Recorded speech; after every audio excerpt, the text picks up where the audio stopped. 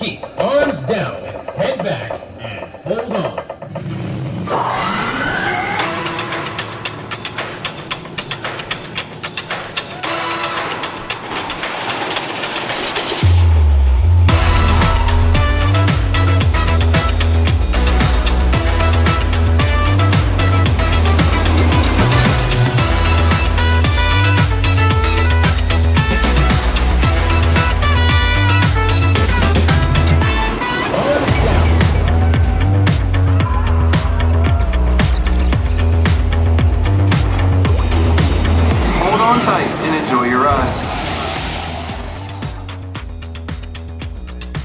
So I'm back, and I had a nice little vacation there.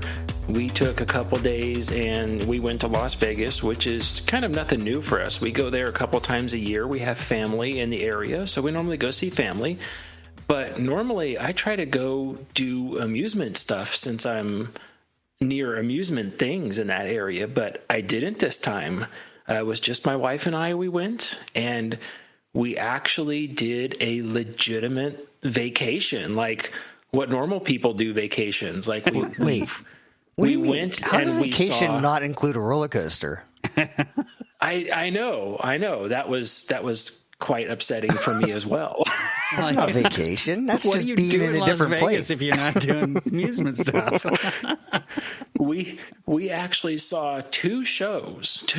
Count them. Ooh. 1, 2. We saw 2 shows. And then there was the weirdest thing I've ever done, because out of all the years we've ever gone to Las Vegas, I have never done this.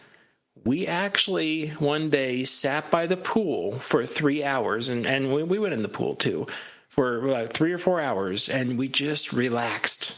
It was such an unusual thing for us, because normally we're there, we have an agenda, we have people to see, we have places to go, we have things to do.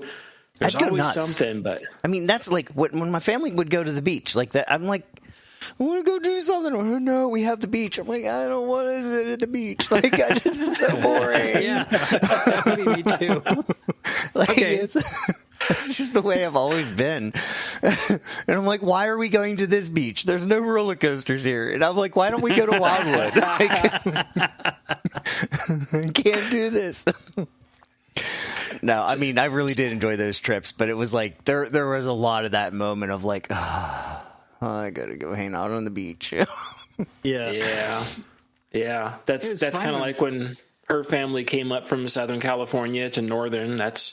Every time people came up to visit us, it was like, okay, I take days off of work, and what do you want to do? It's like, oh, we want to go to San Francisco. And I would swear so loud. No, I don't want to go to San Francisco. Oh my gosh, I don't want to be there. And wait in line for the Alcatraz tour for the 100th time. Right. If anyone's listening from San Francisco, I apologize, but I don't want to be in your city at all. I don't want to be near it. I don't want to be around it. There's too many people. There's too much traffic. Honestly, for my brain power, the one-way streets confuse the heck out of me. And I mean, I'm used to working on top of rides and stuff, but the sides of your hills scare the crap out of me sometimes.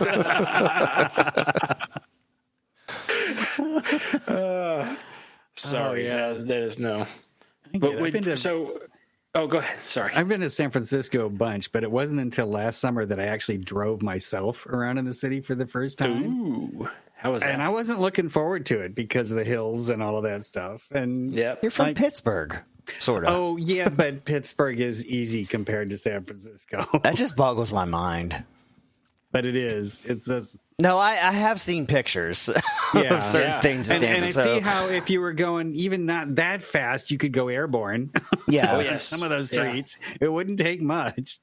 It was an experience I don't care to repeat, you know? I mean, Pittsburgh. And I've driven in Boston, and that's really bad. Oh, my God. Boston's... But I would say San Francisco's worse. So I grew up, and my parents always listened to, on record. We had it there for the longest time. We had it on record. It was Bill Cosby. The name of the album was Himself. And one of the lines that yeah. always stuck out on that one, he's talking about driving in San Francisco. And he says, by the time when you're parked on the side of the hill or when you stop there, he says, by the time you take your foot off the brake and get it onto the gas, you've already drifted back into the bay. And I'm like, that is so true. Because sometimes, like, I drive right-footed like most people, but, from racing cars, I can easily drive with both feet, which is hard for a lot of people to do. But there are times where I've driven in San Francisco and I have my foot on the brake and my right foot has already brought the engine up to like 3,000 RPM, because I did not want to drift backwards. And that is in an automatic transmission too. That is not like, I'm not saying like I've got to, I'm trying to pop the clutch. It's like, no way. That's an automatic, and I don't just want to drift back that far. Heaven forbid if you have auto start, that's probably worse than a clutch these days. Oh, I'll bet. Yeah. But Vegas was fun. We went to see the O show, which was just awesome. That show has that's actually been going in that same place since 1998. It's been there, and almost every performance is an absolute sold out performance. But it was an amazing show to see. I loved it. It was great. Absolutely awesome. What was the other one? And then we actually, for the first time, we went around to the big ball over there, the Sphere, and we saw Wizard of Oz. And How is it? Is it cool as it looks like it would be? It is quite a unique experience. Wait. We got the cheap seats, the nosebleeds, way up at the top. Yeah. And They again, actually play like movies San on that Francisco. thing? The what? I didn't. Is that Sphere? Yeah. There's actually movies on it or in it or what? Well, the Wizard of Oz, they did a special remastering of it and added image, expanded the size of the original framing of it. Some, use their digital magic to extend the scenery on it so that it would show on that. Right, because it's wow. nowhere close to the right format. Yeah, Right, They yeah. spent all kinds of money. I don't know if remastering is even the right word. It's just they did amazing things to it just to show it there. They basically they did the entire show over again digitally, and they took the original characters and basically copy and pasted them into the new show. That's essentially what it was. Because, man, the amount of the way that they had to take the screen and move it, if you think about like your screen size of that film and then the inside of the Sphere, the way they had it set up, they had to expand, not to just double, not to just triple, past quadruple the size. Mm-hmm. It was absolutely massive on the inside. But my mother-in-law and my father-in-law came with us. They were sitting there, and we were sitting there, and it looks like a theater. You have two screens off to the side and these big speakers hanging down there. And my mother-in-law was like, are we going to be able to see? Because the screen was really small down at the bottom. She's like, are we going to be able to see all that and everything? And I'm just sitting here looking around like, this is all an image that you're looking at right now. This is not... You're not actually looking at speakers and screens. This is the screen that you're looking at. And it's true. It's like it started and the little curtains opened up on the little screen down there, and then the whole thing just pulled away, and you could hear people just the gasp. Yeah. That's crazy. There was drones on the inside and jump scares too. Oh no. Well, count me out.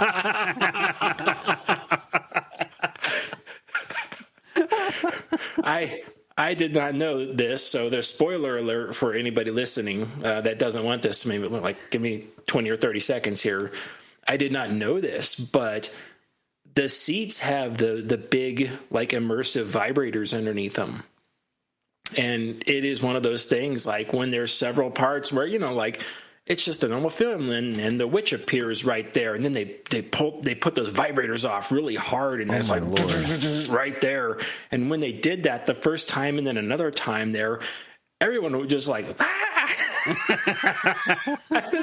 Everyone would have jumped. But it was a great performance. They had things coming, falling out of the ceiling. They had wind on the inside. So it got really windy on the inside during the tornado. Multiple sets of drones throughout the performance. And what were the drones doing? Okay, so there was a scene where they had butterflies all over the place, and they actually used drone butterflies on the inside. These were not like a 4-blade drone where you can hear it. Yeah. It is a remote controlled butterfly. It is a butterfly. Oh, wow. That's flying around. It was super cool. It took me a long time. I thought they got some sort of like wind up props and they just let them go, because I was just like, oh, look, there's physical. They're actually drones because they all came around. They all started going back to the exact same place to land. I was like, that's cool. And then later on, there is drone flying monkeys. Oh my Lord. Oh, it almost makes me want to go to Vegas just for that. Literally, I'm just sitting there. I'm going to have to go to Vegas now just for this. I'll fly out for the day, just go see a show. And that's incredible. That was so interesting to see. But if you're height impaired, like you can't handle heights and stuff like that, unfortunately, you're going to be stuck buying the expensive tickets down lower. Because I was in section 400, which is up at the very top. And the very, very, very, very top is 400, section 23. I was in 400, section 19. I'm not griping about it at all. I'm just saying that when you come down there, it's like you better be wearing a climbing harness when you walk down those seats, It's like a lot of stadiums, a lot of stadiums. Once you get up into the high seats up there, it's like, holy crap. It gets really bad.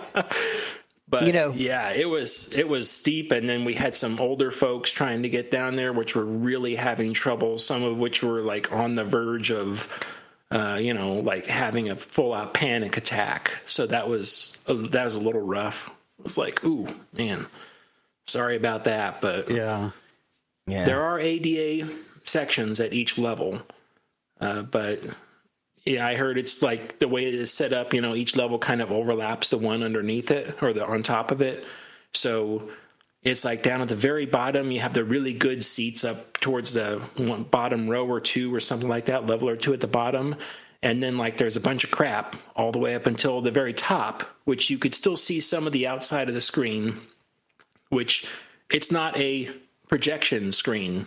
It is a digital screen. It's like you have on your TV, but the thing's all wrapped along the inside. It was really incredible to go see. That was really something interesting to finally get in that and see that. That was really cool.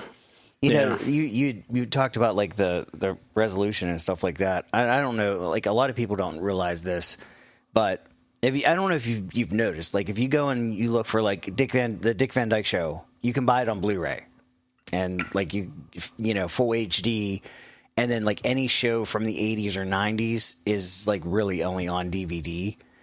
The reason for that is the film that was used actually is higher resolution than full HD.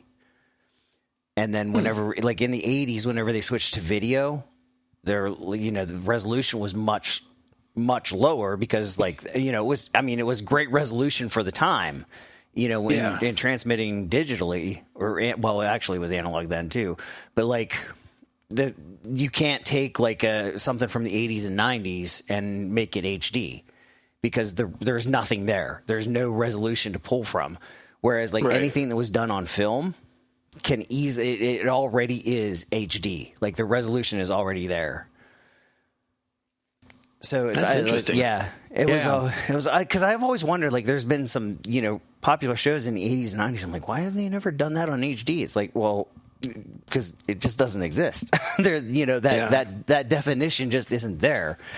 But and same with film cameras. Like if any film camera you use, well, maybe not any. Like the old 110s, I don't think could make it up to anything major resolution. But anytime you're dealing with film, it's the actual picture shrunk down, so you can just blow that up to any resolution. It just was able to capture the detail on the small film, where the digital or the analog, whenever it went on to recording mediums and stuff like that, just wasn't. It's not possible.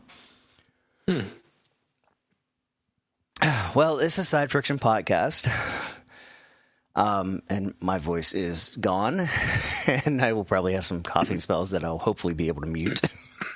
But Yeah, this is Side Friction Podcast. It's for it's episode 103 for November 1st. Oh, it's November already. Yeah. I'm Bob. I'm Greg. I'm Ryan the Ride Mechanic. And Fabio happened like in 1999, wasn't it? Like that. So SeaWorld has now Fabio's Revenge. Or is it a sequel? Or maybe it is a sequel. I don't know. It's something. I would say it's a sequel. Like Frankenstein, and now it's Bride of Frankenstein or something. I love that it's the same chain. Yeah, that is true. Now, listen, this sucks for her. I'm sorry. Like, I mean, I don't want to make light of somebody like genuinely is in pain and like, but what are the chances? This doesn't, there's a reason why we don't hear this happening a lot because it doesn't happen to this level. But a woman is now suing SeaWorld Orlando because a duck allegedly entered a roller coaster's path and struck her in the face, knocking her unconscious. Which is, that's quite a hit. Yeah. I mean, really, that's the story. There's not a lot more to say. The only thing that did catch me, though, is this article says that the incident was not reported to the I can't talk either. The Florida Department of Agriculture and Consumer Services, which requires theme parks like SeaWorld and Walt Disney World to report injuries on their attractions. Which is kind of like, wow, what? Yeah. That kind of shocks me that, you can't, like something that big, like you would have to, you couldn't even think that that's something that's going to like, be swept under the rug. I wouldn't think so. Well, clearly not, because here we are with a lawsuit. Right, yeah, exactly. But, like, in that situation, this is not one that, like, this isn't just like a simple cut or, something like that. Right. That's really the only thing that throws me off on this. But, of course, I mean, this news is everywhere right now.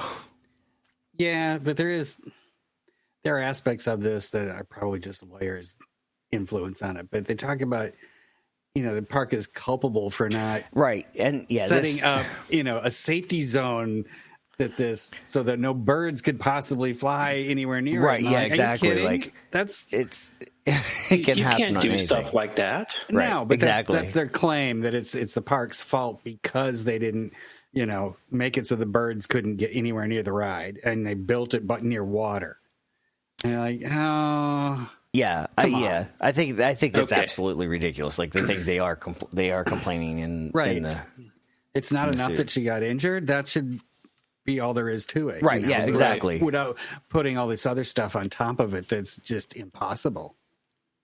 Well, let's spin this story just a little bit. We'll spin it 180, and I'm going to pass it over to Bob and say, Bob, who are you going to sue because of the deer that hit your car?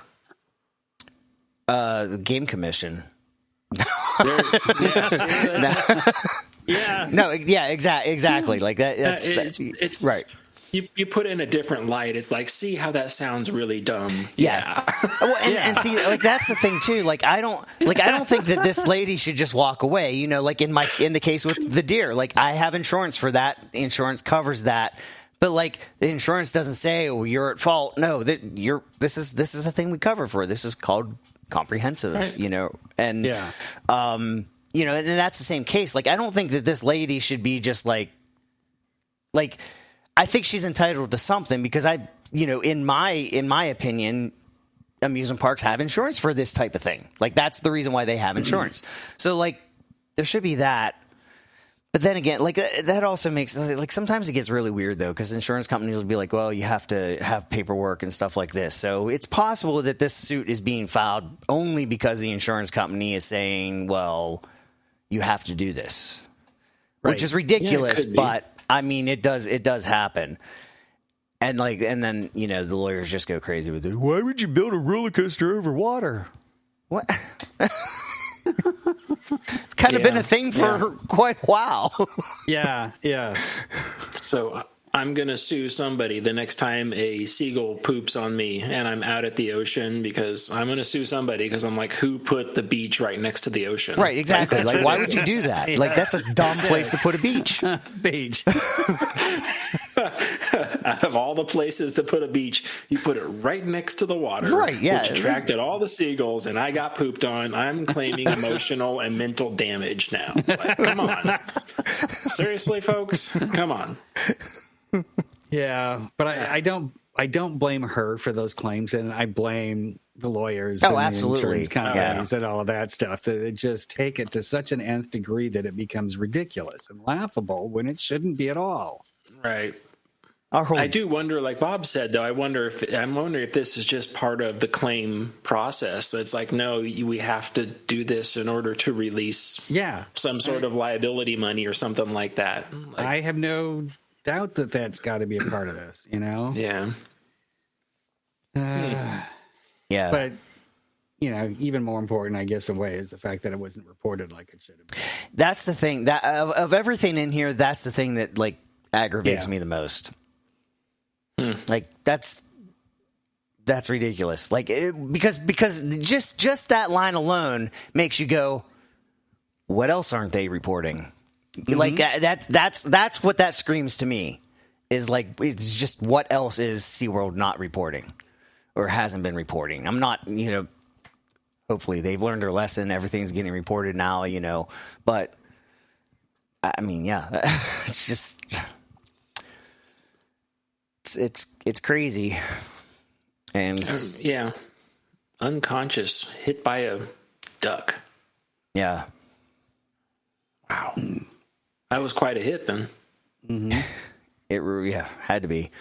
Well, staying with weird stuff in Florida, I guess, Universal has been holding back on operating Epic Universe at full capacity. What?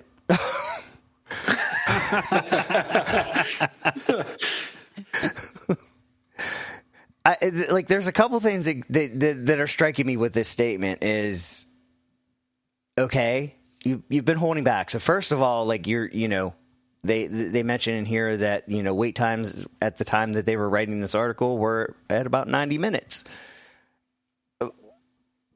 You're going to let more people in the park because 90 minutes is too short? And that was before 10 a.m. Well, yeah, that was at 10 a.m. or something. Yeah, so, like... Yeah. I mean, like, what? Okay. But then the other thing is, but you haven't sold out at all. So, like, if you're saying that you had reduced numbers... As far as I'm aware, where there's never been a day that Epic Universe was like, oh, yeah, we're sold out, nobody else can come in. So, like, what? Like, I'm... Bob's at a loss for words. So, are you saying that, like, you're going to increase your capacity higher than you were even at? Well, wouldn't this just be the formal acknowledgement that there's just not enough to do in the park all day? I mean, well, but see, that's the other thing. Like, it's like, is it? Maybe that is it. Maybe it's like, oh yeah, like, look, here's our, you know, we're just going to say that we haven't been operating at full capacity.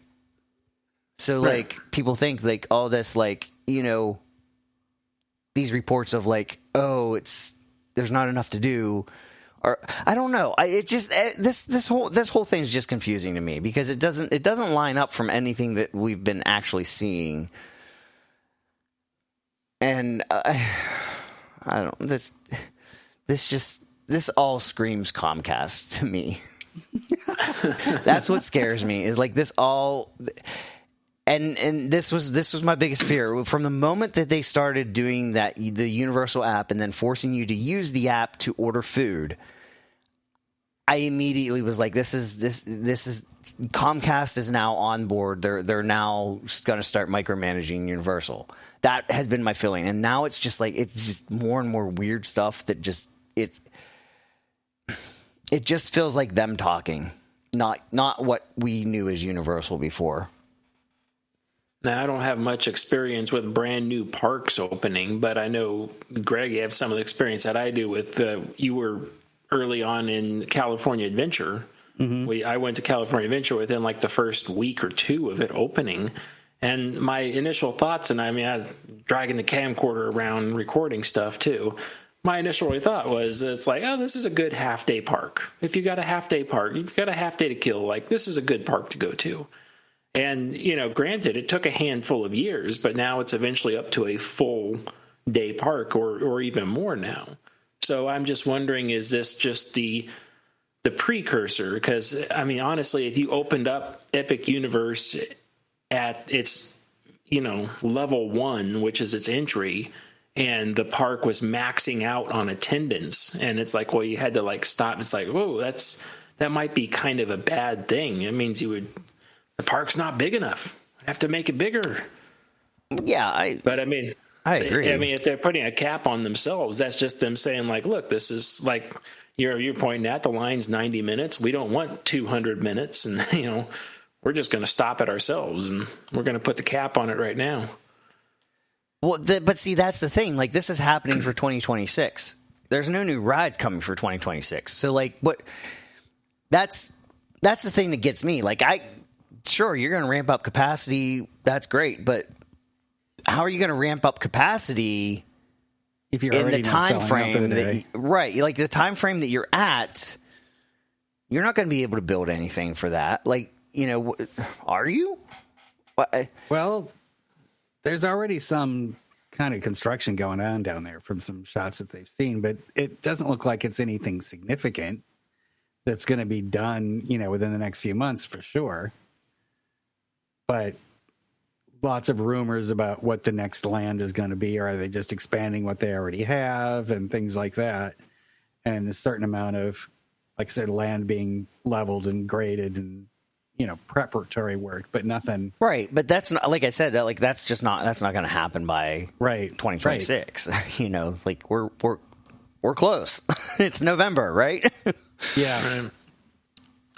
I could put a very large Dippin' Dot stand in. That's churro stand. It's another churro stand. Another churro stand.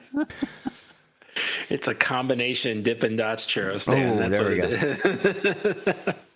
And that will draw people into the park as well. So I don't know, man. If they sell like butterbeer flavored Dippin' Dots, they might have me. Ooh. Might have me. Butterbeers are really good. They're sugary, but they're good. They're so good.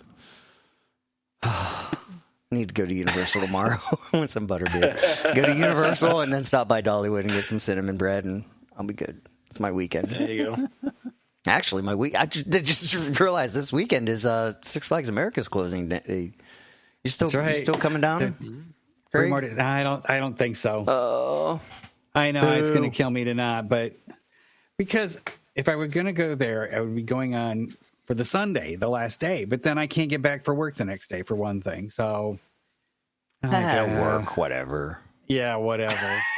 It's that thing that pays bills, whatever. Pays bills, and yeah, I'm trying to build my vacation time back up for next summer and all of that stuff. Yeah. So it's only like what, a 4-hour drive? You could do that. Oh, not this old man. Not after a full day at a park. There was a time when I could drive up to Cedar Point and back in a day. But half the park's not going to be running. You know this. Well, that's true. It's not going to be a full. It is also a really small park too. So like yeah. I mean, well, it's like Kennywood size, probably smaller than Kennywood. Well, is it really? Yeah, pretty small. It's probably about Kennywood size. Yeah. Huh. I always had it in my head that it was at least bigger than that. No. But I have it in my head that most parks are bigger than Kennywood.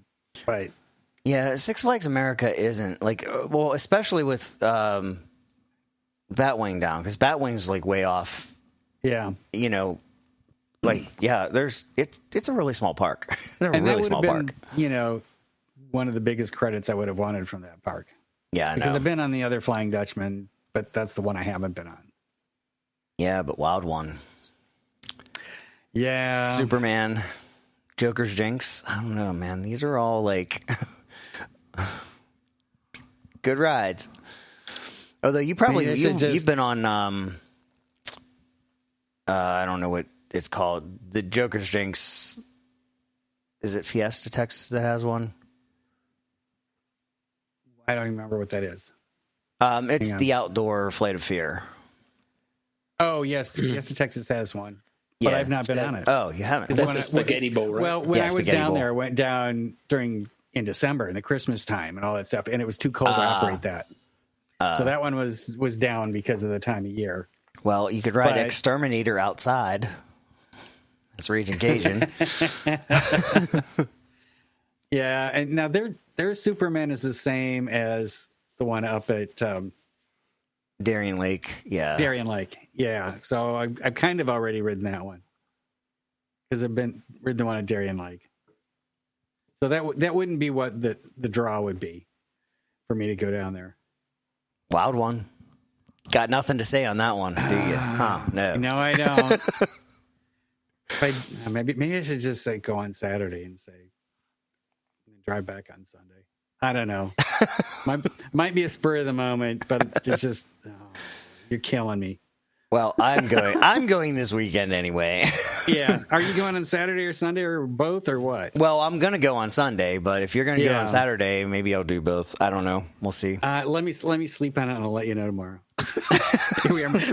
I'm glad we're sharing this with absolutely everybody who's listening. There you go. Yep. I was about to say, for those of you listening, tomorrow is going to be a Who wanna Greg and meet Bob Bob meet and and Greg? greet. Yeah. If you're listening to this on release day, Yeah. Right? Bob's going to be at Six Flags tomorrow, Six Flags America, along with every other person in this community from like YouTube and podcasts and it'll probably be the busiest weekend they've had in years. it's going to be all influenced. There's going to be so many videos taken on Sunday. Yeah. And then Monday, you're going to get YouTube's just going to explode with Six Flags America footage. Yeah. Yeah, it will. Okay. All right. Well, So, yeah. I was going to say the byproduct of this. All right. Now, if you think about this, once you pass noon on Sunday, the park is not going to ship off their leftover food to another park. It's not going to happen. So I honestly, whatever food they have left there, whatever has been frozen, hasn't been used or all that stuff, it's like, I bet you there's going to be a lot of larger portions towards the second half of the day. we got to get rid of it somehow. Like, That's what we need, larger portions of bad Six Flags food. Right. Yeah, exactly. Absolutely. Right? No, you feed it to the animals. Actually, more than likely what's going to happen is they're going to sell out of food. That's they could have tightened up that. And we didn't order anymore. Sorry. We're out of everything. Catering. McDonald's has like a pop-up kiosk there selling. Right. Well, Kentucky Kingdom, which we hope eventually will be Six Flags America. Because Kentucky Kingdom is the park that Six Flags let go of. Maybe Six Flags America. Somebody call Pershing. Yeah. Six Flags America. There you go. So Kentucky Kingdom is building a new coaster. They are replacing T3, but, this is a Vekoma, though, so... Considering there are only 2 people in the entire world that liked that. Yes, ride. well, we're important people. It's an elite crew, huh? Yeah, that's all right. Proof of insanity, maybe.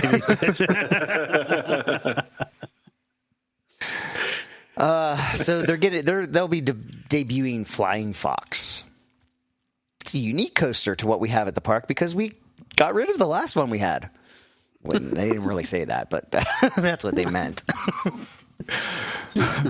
Because it is suspended and it will be family friendly. I mean, depends on your family. T3 might anyway. Just give it a pop. Bring back T3. That's all I'm saying. And the fact that this is not named T4, that's just wrong. Some things a park needs to bury, and T3 is going to be one of them. One of them. Move on. No. Well, the good news is it is a Vekoma. Yes. And I mean it's going to be a family friendly coastie. It's going to be a family friendly coastie. I can't do. There's just no oxygen getting to my brain at all. How's this different from any other day, though? No. Come on. Okay, that's a good point. That's a very good point. Yeah, so this is, I guess, going to be on like the level of like Dragonflyer. That's what I would assume. Yeah, probably. Looks like a slick little coaster. Yeah. I mean they are fun. They're very fun. Let's see. Bring up RCDB. I'm wondering how the length compares because yeah.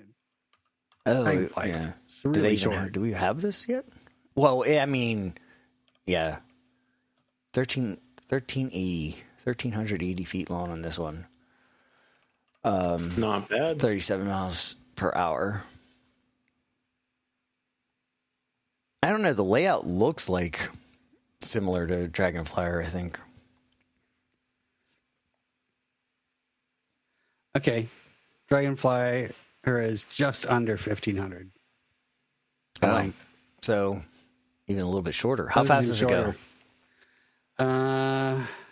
They don't say. Oh, boo. Well, yeah, it'll be a short one, but it'll be good. Well, I mean, at least, it's a good expansion for the park. It really is. Right. There's investment happening there, which makes me think, what's Hershey going to do with the parks that they just bought once the dust settles? It's not like they're going to let them rot. Maybe. Right. Yeah. Well, we hope not. I mean, it seems like this is a new path. It's not going to be a Wild Adventures, or the couple of years they owned Darien Lake. Yeah. Yeah. Because those were all terrible. Is it Wild Adventures? Is that the park, the other park they own? I can never remember, because there's Wild Adventures and then there's like another Wild something, and they both that's it. It's Wild Adventures in Valdosta, Georgia is the one that they own. That's like nothing really has done anything with it. Their last coaster was added. Oh, actually, they added one in 2019. Is that an SBF? No, it's not. It's a Zamperla Minnie Mouse. Prior to that, it was 2003, which is actually Vekoma, the old Vekoma suspended family coasters that like give you concussions. Is this a single train ride? Yeah, probably. Yeah, they all are. Yeah. Oh, okay. There's just not even room for a brake run. Yeah, I was about to say the brake comes right back into the station. Yep. And it's like, there's no room. Yeah, I really like systems. I like Merlin's Mayhem a lot, but like that's my biggest complaint is it is a really short ride. Well, that is the other thing too. Like the ride is so short that you really are not gaining much from like having another train load. Like you're really like it's just so short. Doesn't. It's like you'd have people sitting on the brake run for a long time. Yeah. Just cooking in the sun. Yep, exactly. So, yeah, it's good to see investment coming, though. So, like, I'm definitely happy about that. So, kudos, Hershey, for now. Yeah. Especially for buying a Vekoma. I think everybody's going to be buying a Vekoma. Including in Canada. Yeah. Mindbender's replacement is likely a Vekoma. They're not confirming this, but we now have pictures of the track laying in the parking lot. I kind of like the color scheme. I'm not going to lie. Green and orange. Yeah. It actually looks pretty good. So I wonder what this is. What type of, like, do we even know what like, do we have suspicions on what type of Vekoma this is? I didn't see anything in the article, but that doesn't mean it didn't say, because I might have missed it. It's going to be a roller coaster type. Oh, one of those. It's going to have like wheels and stuff. You're welcome. It's groundbreaking. Yeah, they reached out for a comment from the park. They said they're thrilled to see the excitement from fans in the community around our upcoming roller coaster, and they promise to unveil full details as we get closer to opening. Yeah, so they're keeping that all under wraps. Not gonna. And the only reason you can see the track is because the wind blew the tarps off. Exactly.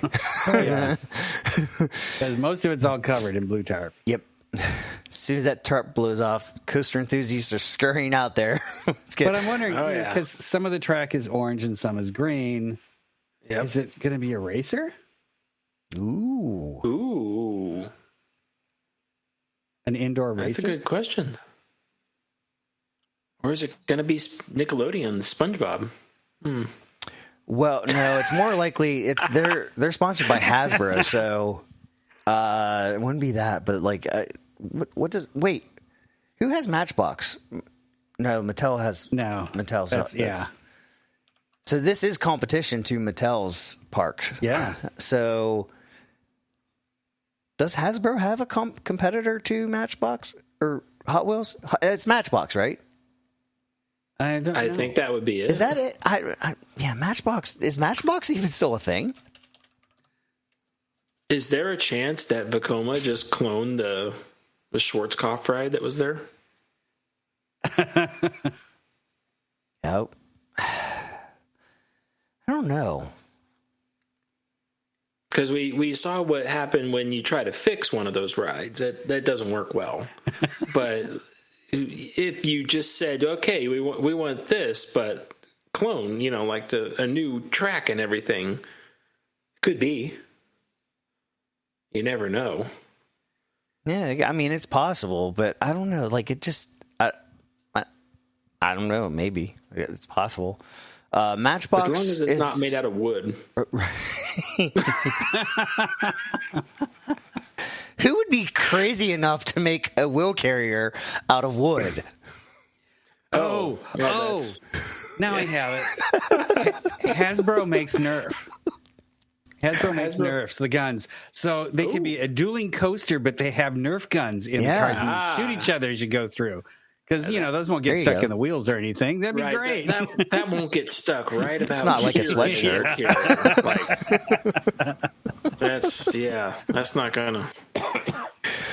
That's not gonna be there at all.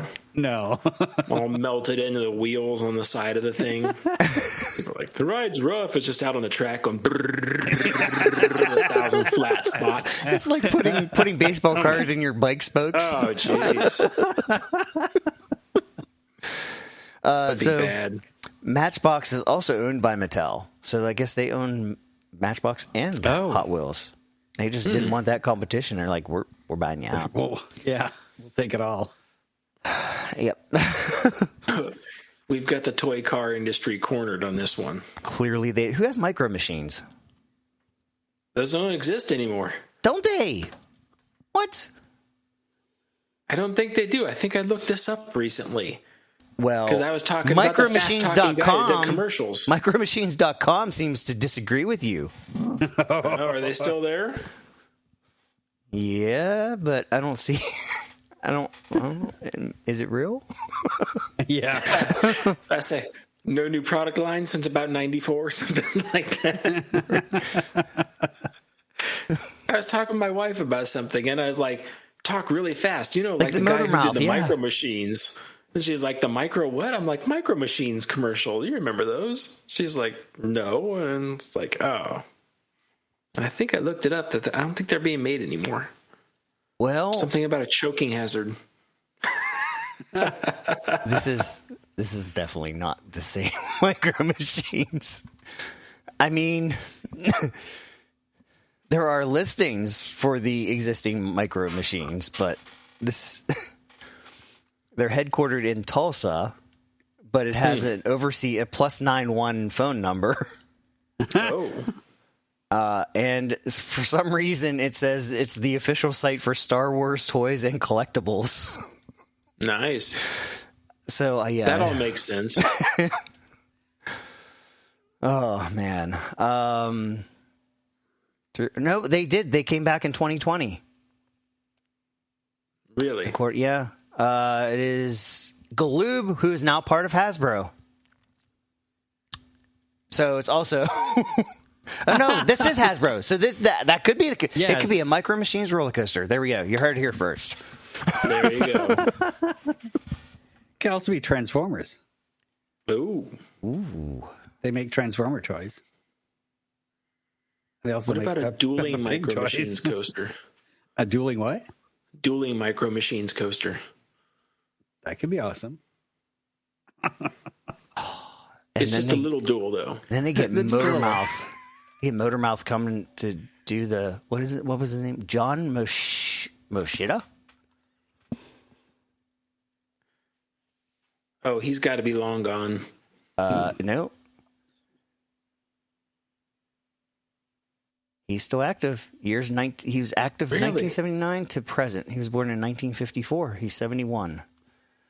Really? He provided the voice for Blur in the Transformers movies.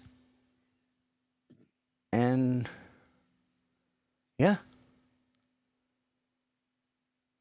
Did a FedEx commercial. Well, I wonder was if he in the could 80s. still talk fast. Yeah, it's making me curious too, actually. You know, because once you pass a certain age, everything starts to slow down.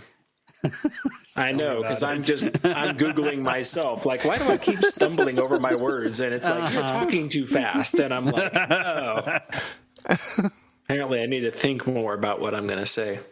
Nah. Because there's plenty of days my talker I've never does thought not about work. what he's going to say. It just comes out. You know?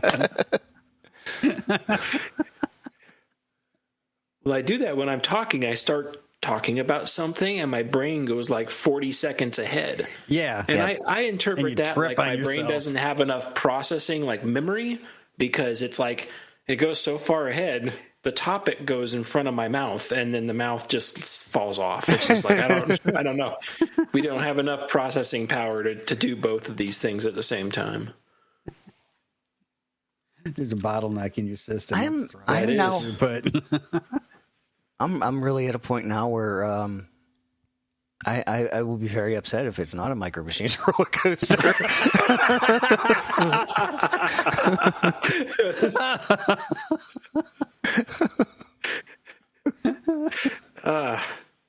We got theming wrapped up and everything. It's going to be awesome. It'll be great. It's going to be so small. It'll just be like one chair with 4 wheels on it as it goes around the track. Oh, wait. It's like the worst single rail ever. A single rail with 2 rails. It'll be just like Entenmann's single rail. What'd you do? Well, we took a small gauge track and then we welded plate all over it and called it a single rail. It's like, oh, good job. So you can't tell that it's oh no, you can. Oh.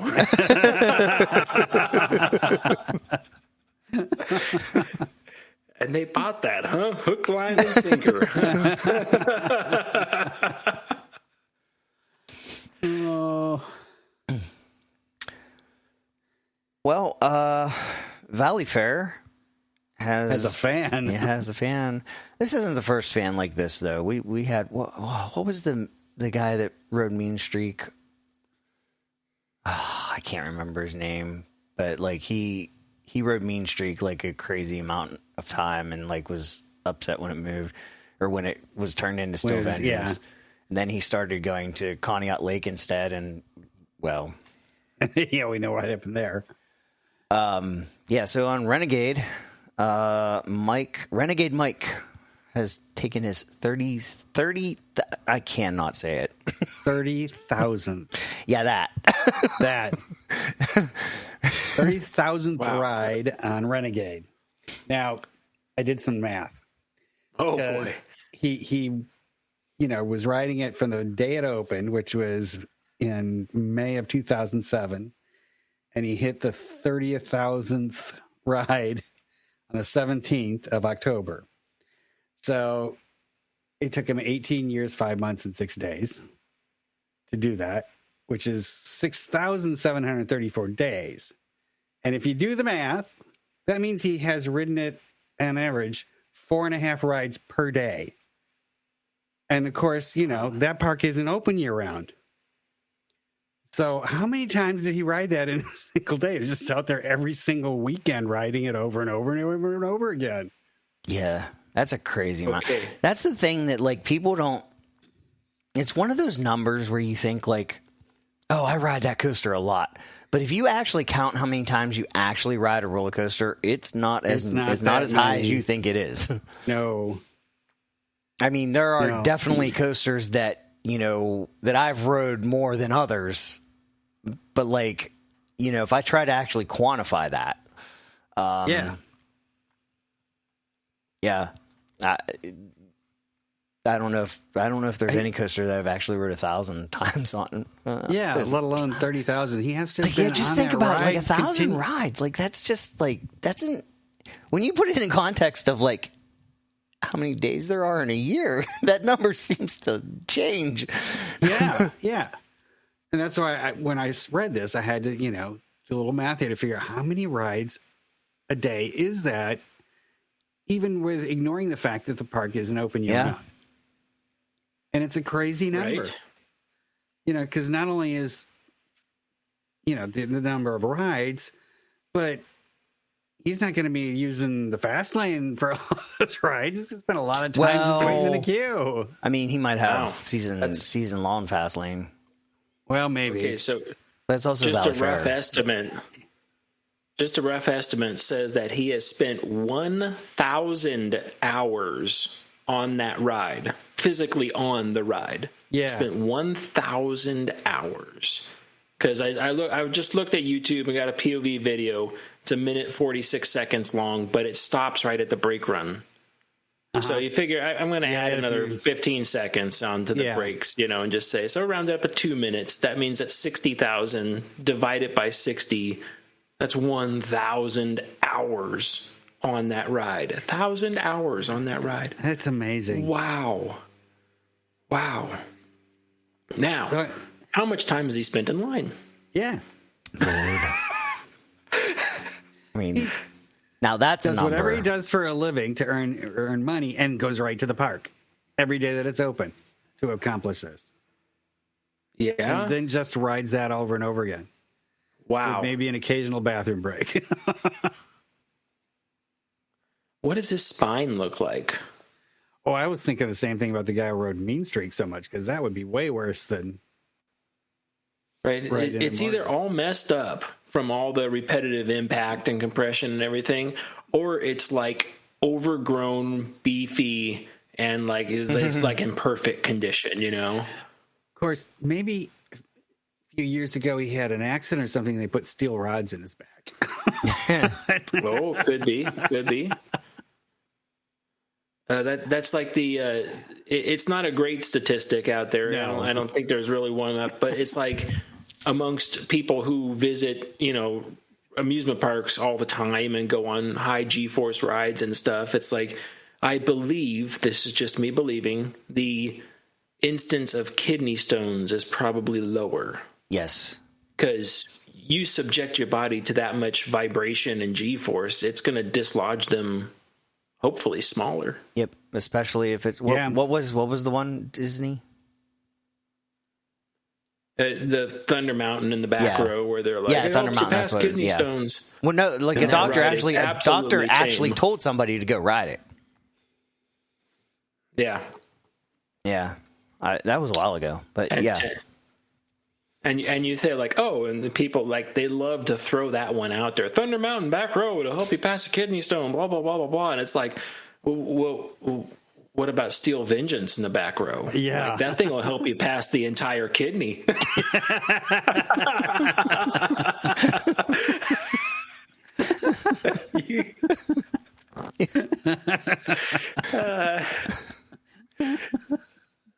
Or you know, there's plenty of rides out there. Like, yeah, I gotta say though, the thing with the back, told you my story about the beast carrying my lower back pain. Well, that's the thing. there. That's what I was gonna say. Yeah. Like, I think there's like certain coasters. I feel better. My back feels better after them because if it's like a lot of negative G, you're kind of like stretching your back out. So, I don't think it's all negative. It's not. The negative is a positive. Yeah, exactly. That's a good thing. Exactly. The negative like is a math. positive. I like that. That's why we like airtime. Right there. Airtime's great. Hey, people got to ride Circuit Breaker.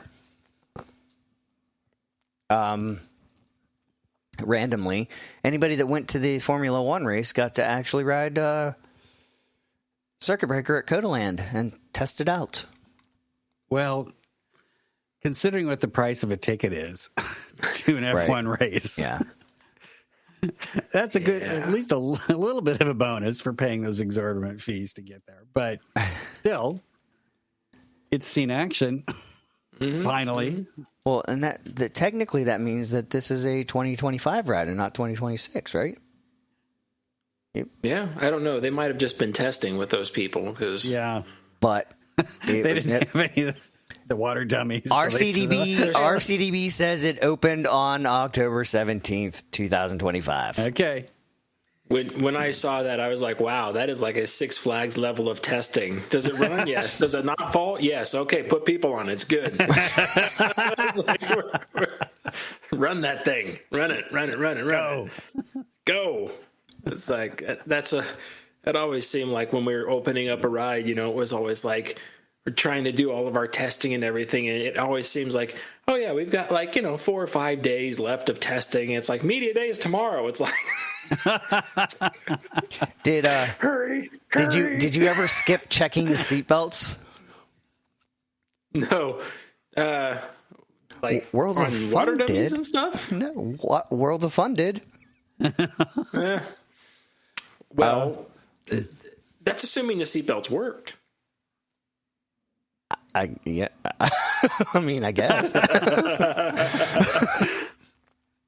So yeah, I guess if they're not installed, you can't test them, right? Yeah. So Mamba at Worlds of Fun has been red tagged. Is closed because of a safety violation. The Missouri Department of Public Safety received Division of Fire Safety received an email about safety concerns with Mamba roller coaster at Worlds of Fun. Woman said that she had been at the amusement park a few weeks ago, and her son's lap belt did not lock snugly around the child's waist. So, you want to go, yeah. I mean, when I first started reading this, I was like, oh, yeah, okay. And then I read, they sent inspectors out who found 20 seatbelts that were not functioning properly. So there's a lot in that not functioning statement. Right. Not functioning properly. Yeah. And that's the thing that's kind of getting me. Like, I'm thinking of Still Force, and I honestly can't remember. Like, my brain wants to say that it had the seat belts that were just adjustable belts. Like, they were stationary. They were bolted in stationary to the train, but you just adjusted the position of the latch. But this seems to indicate that they're retractable. So, yeah, I mean, if they're retractable and they're not retracting, okay, I can see that being a problem. But how would you not notice that? Like, that would be, like, I would think that would be a problem in itself of like flapping around and hitting somebody, right? Like, that would be my thought. Like, yeah, the number one thing that seatbelts do, especially when you're dealing with retractable belts, is they fold. The material, the webbing folds. Now, just imagine your seatbelt, you take it and you just take the buckle and you turn it 100 or 360 degrees. Yeah. And it's like, okay, it's twisted. And then it's like, then you allow that to go back inside the retractor. It'll work, but then everything swells up on the inside and it drags. Yep. And this is a problem for the stationary belts like you were talking about in that model. Like, they will also twist, but then people will pull them through the adjuster. And then once it gets, you get that fold in through the adjuster, they're almost impossible to undo. Like, I've had mechanics standing there, full force weight behind it, trying to pull the fold through, and it doesn't work sometimes. So Now, the question is like, okay, there was some time between when this was reported and when Right, they went out yeah. and checked. So that's a whole different question. Is it something like the return springs were just really weak to where it didn't really suck the belt back in fast? It's like, oh yeah, if you sit here and you kind of help it back in, it kind of works.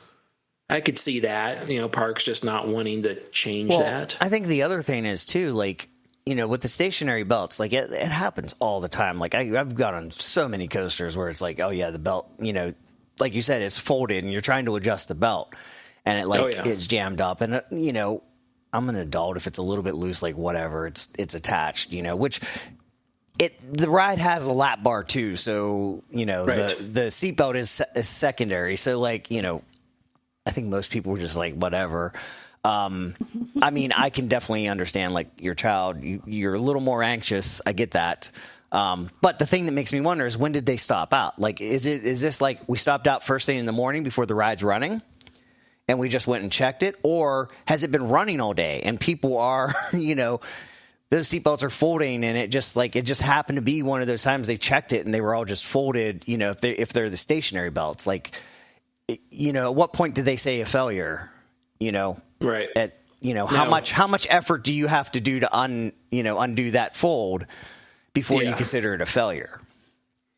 So that would be the other question. Governing bodies for states and things like that will try to work with amusement parks to say that when they need to conduct business, whether it's an investigation or anything else, they're going to try to do it outside of the park hours. Mm-hmm. So most governing bodies will say like, hey, we'll check it before you guys are supposed to open. Most of the time, not afterwards, because they're not going to pay workers overtime to stay late and things like that. So I would imagine this inspection probably took place in the morning before the park opened. Yeah. But it also could have been, if an inspector was in the area, they could have come and done a spot check midday too. Yeah. I'll just walk out there and I'll just see and I'll just stand and observe what people are doing. And then if they're just standing there on the platform or close to it watching, I'm like, oh yeah, look at that. The belts are flopping all over the place. It's like, oh, what's going on there? Again, like Bob said, those are secondary belts. Those are not your primary. The lap bar is the primary. If you ever wonder if your belt is a secondary or a primary, can you unlock your own belt? Then it's a secondary. Yeah. It is not the primary if you can unlock your own belt. Which you can in those. Yes. Yeah. Yep. This has been another useless fact. So everybody's going to go and test their belts when they're on the coaster on the track. Can I unlock it myself? You used to see the look on people's faces on like a B&M roller coaster on the harness, when they find out that they could just pull the belt out midway up the lift hill and nothing happens. It's like the sheer look of terror on people's faces. It's just like, oh my gosh, oh my gosh, oh my gosh. It's like, well, put it back in. I mean, it's not supposed to be that way. Yeah, exactly. Why'd you take it out in the first place? Right? I actually had I think it was a Carowinds. I was riding like I think it was whatever I-232, whatever it's called now. Thunderstriker, is that it? I think it's Thunderstriker. Yeah, something like that. And like I'm riding and like I look down and all of a sudden 2 halves of my belt just float up. I'm like, wait, let me connect that again.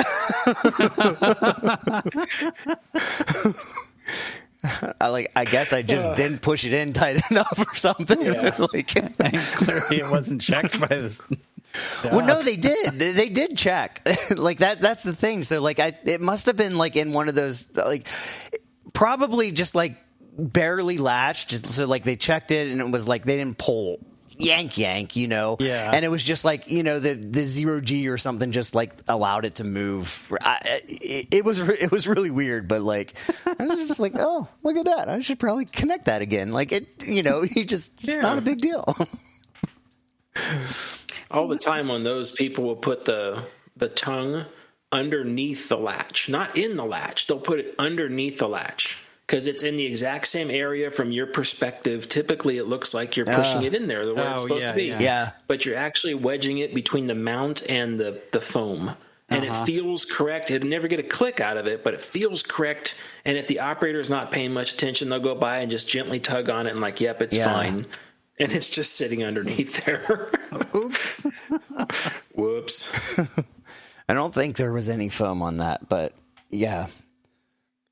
Yeah, sometimes I remember we've sent trains up the lift hill, and one thing people don't understand is that while you're going up the lift hill, typically a operator or more operators are watching your train like a hawk. They're really watching to make sure something happens. And this is when sometimes somebody will reach down and unbuckle their seatbelt, and like they just and they just flop it off, and then suddenly the lift stops. And it's just like, well, they saw a condition that's not supposed to be that way, so they pressed the stop button, and now they have to correct that condition. The same thing when people like, oh, they got their phone on the ride, and then the train dispatches out of the station. They're like, ha ha, and then they pull their phone out, and then the lift stops. It's like. Yep. It's like people are watching you almost all the time, especially the government. Wait. Sorry. I love throwing those little lines in there. You know they are. They are now. Yeah. Yeah. That'll be edited out by the time it hits the Saturday thing. Right. Not by me. Not by you. Nope. Magically going to disappear.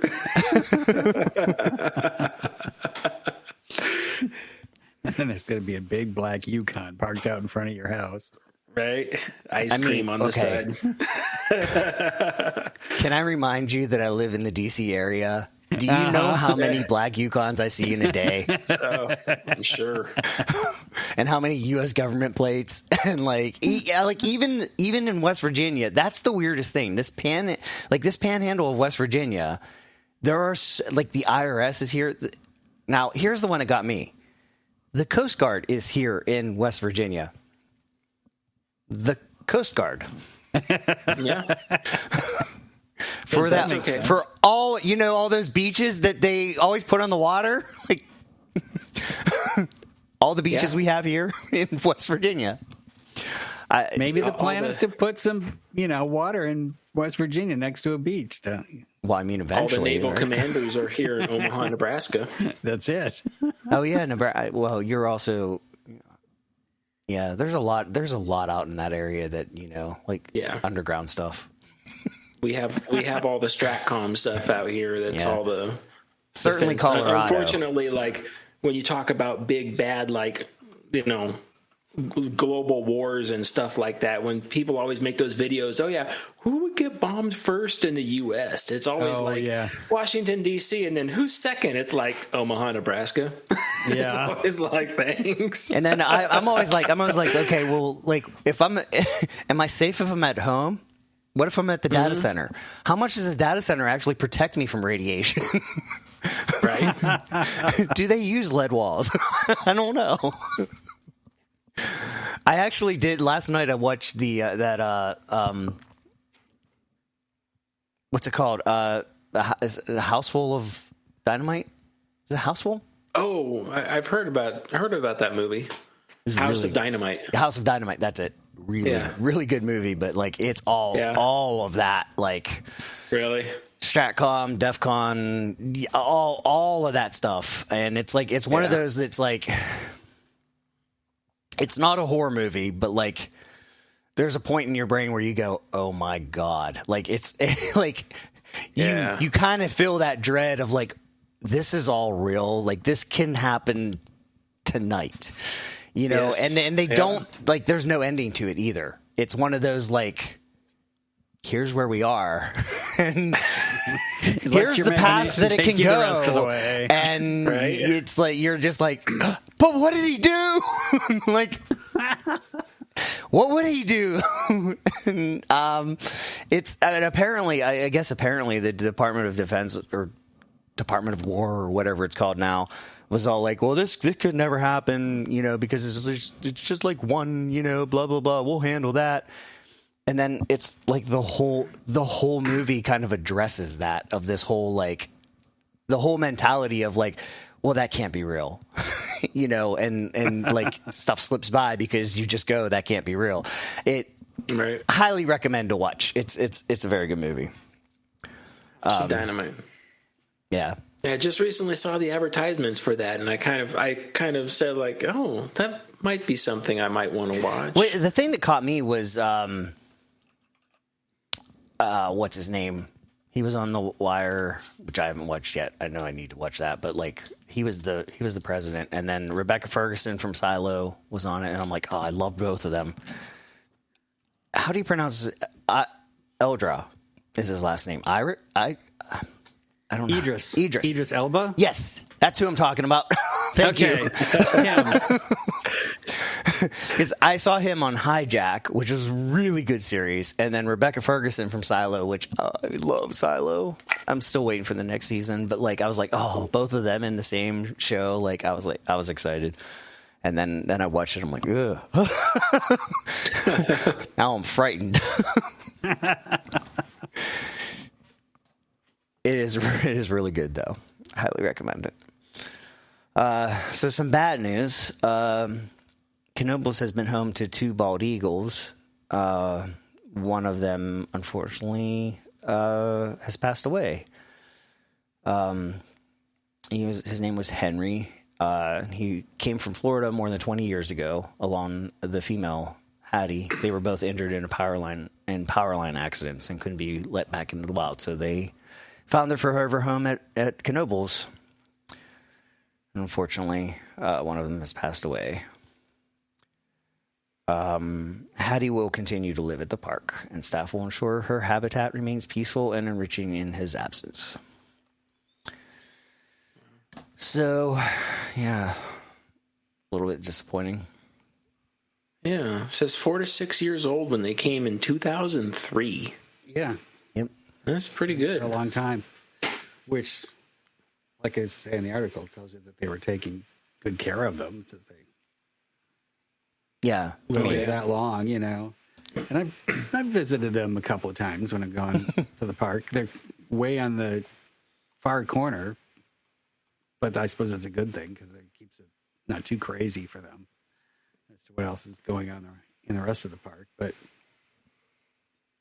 it's amazing how big those birds are. Oh, yeah. Like those things, they're just so huge. You don't get a good perspective until you get kind of close to one, and then it's just like, wow, that's not a bird. That's, it is a bird, but I mean, it's just like, holy crap. It's a serious bird. Yeah. It used to be a dinosaur. Right. You know what else? I didn't realize this either. Ravens are huge birds, and I never. Oh yeah. So like, this is funny. I saw somebody post on Mastodon, and they're like, they're seeing somebody that like really understands corvids and stuff, but like they posted, they said it seems to be there's a lot of confusion between ravens and crows. And they said if you're looking at a bird wondering if it's a crow or a raven, it's a crow. If you're looking at a bird saying, holy shit, that's a big bird, that's a raven. Oh. And I never realized that. And then I went looking for pictures and oh my God, they're big. Ravens are huge. Yeah. They're all over in Yellowstone. So if you go to Yellowstone, to the parks, there are lots of places where you can see them out there. And yeah, you look at them and you go, holy shit, that's a big bird. And wow. Yeah. I guess I've never seen a raven before. Clearly, I haven't either. Yeah. Wow. Because literally, until I saw that, I literally it was always like, oh, crow, raven, they're kind of all the same thing. Clearly not. Not exactly, no. But they're also, well, both birds, both ravens and crows are supposed to be extremely intelligent. Yeah. They can use tools and figure puzzles out and stuff in ways that you might not expect. And yeah, ones that are around people, they can imitate talking and stuff like that too. Wow. Yeah, all the corvids are. What's the British one? Magpies. I think they're part of the same family. I think probably, and they're magpies in Australia too. Well, that's. Is it a swallow? No. African or European? Birds from Monty Python sketch. They have ravens at the Tower of London sorry, didn't mean to talk over you. No, that's all right. Because they keep ravens at the Tower of London because the tradition or rumor, whatever is, if the ravens ever leave the Tower of London, England will fall. Oh, wow, So that's interesting. They always maintain, I forget how many, but a certain number of ravens are kept at the Tower of London. Never knew that either. It's interesting. So, yeah, they would leave when the next polar shift happens, huh? Yeah. They're like, whoops, we're Yes. not supposed to be here. Yes, magpies belong to the same family. Yeah. Quoth the raven, nevermore. It's also a really good roller coaster. Yes, it is. But then you walk across the other side of the park, and your mind gets and you're blown like, on the voyage. Yeah.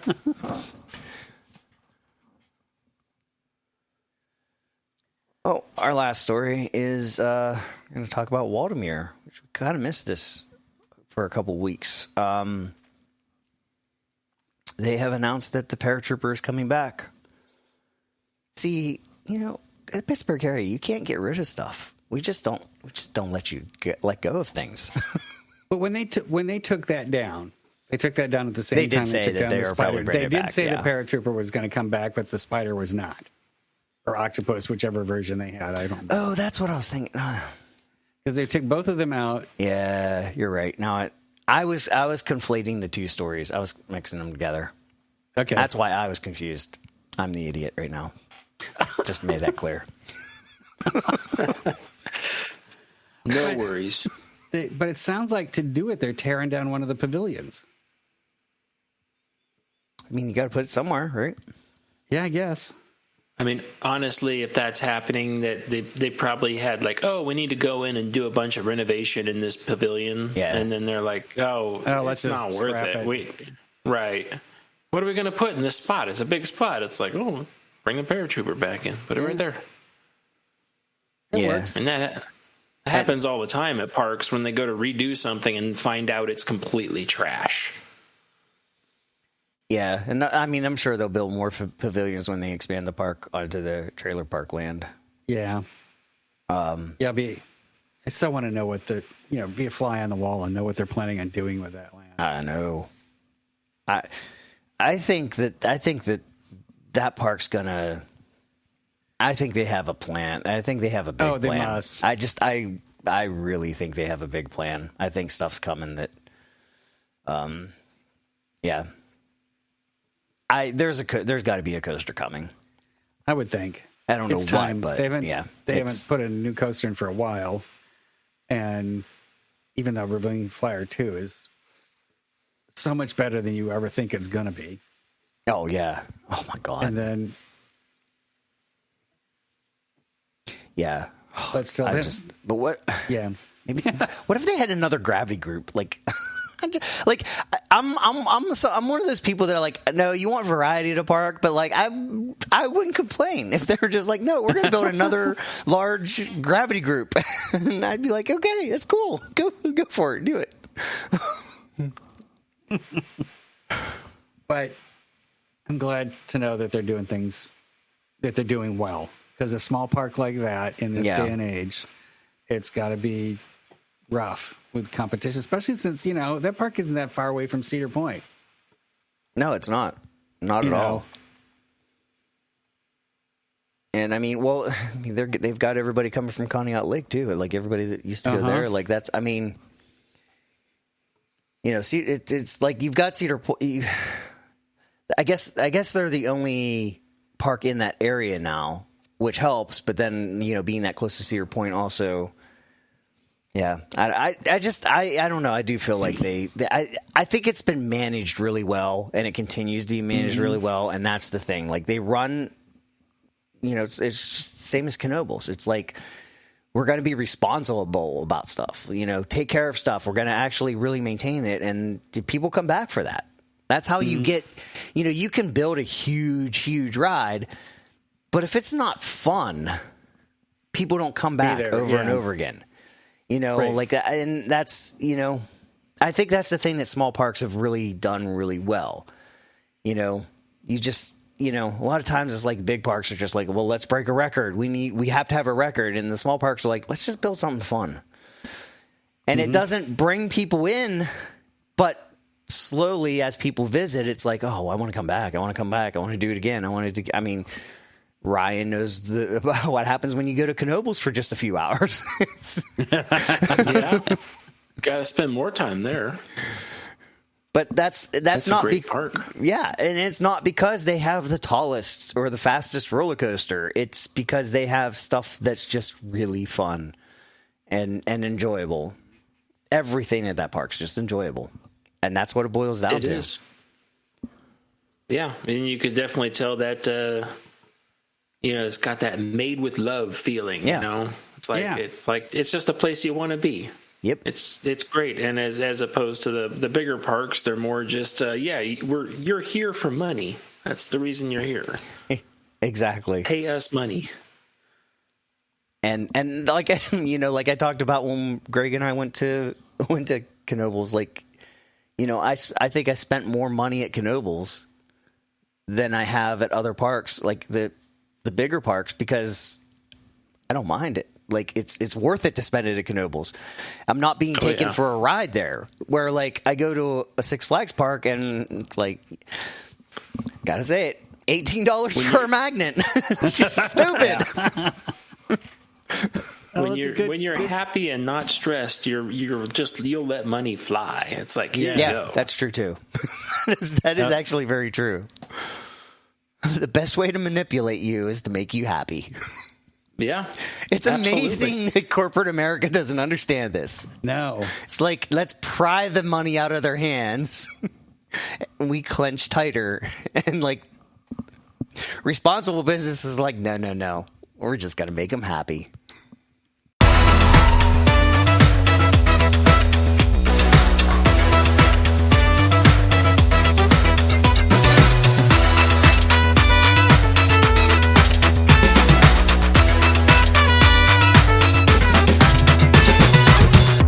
Listening to Side Friction Podcast. We release new episodes every Saturday at 9 p.m. Eastern. If you enjoy the show, please consider leaving us a review on the platform you are listening to. Visit our website at sidefriction.com to find show notes and other information, as well as links to other locations where you can find us. Follow us on Mastodon, sidefriction at worldkey.io, or follow me at ragingwolfbob at opencoaster.net. Check out my channel on YouTube at Ryan the Ride Mechanic. We hope you'll join us next week and stay on track with Side Friction Podcast.